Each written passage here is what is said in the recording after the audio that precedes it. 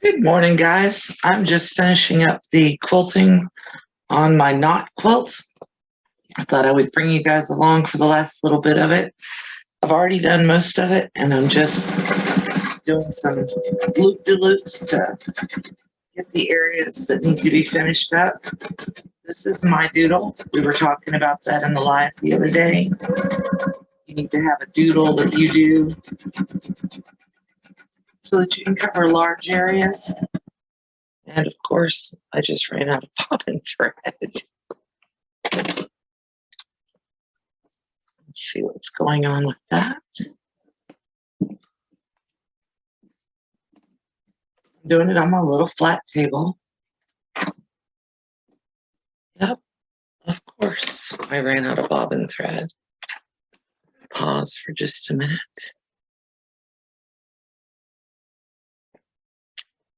And I want to just pause. Okay, I refilled my bobbin and I finished doing this quilting. And of course, none of it recorded. So I'm just going to go over and show you a little bit of what I did. All of this is just free motion stuff. My first feather that I put on here, I put some other feathers, doodled out some leaves and vines, a heart or two, another flower here, and then I just played. This is a circle feather that I did a little bit of echo stitching around it, did my little doodle over here, and I've still got my threads that I've got to go back through and remove from the quilt.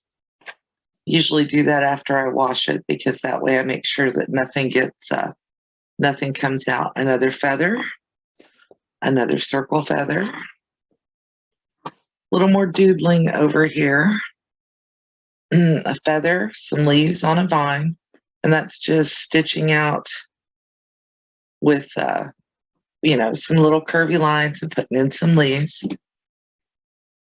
And I showed you guys yesterday that I draw with a friction pen sometimes on this just to do it. This is one that I drew with a friction pen. It's a swirl, and then I put my little feather around it. And then here is the center of the quilt, trying to lay it out so you can get a good picture of it or a good view. Feather, feather, and I've got 4 going right around that center square. So I think it looks really pretty. Once I wash it, all that puffy will really show up and make it a beautiful quilt. And it relaxes everything. So this is what you can do with just sitting here and playing with the quilt.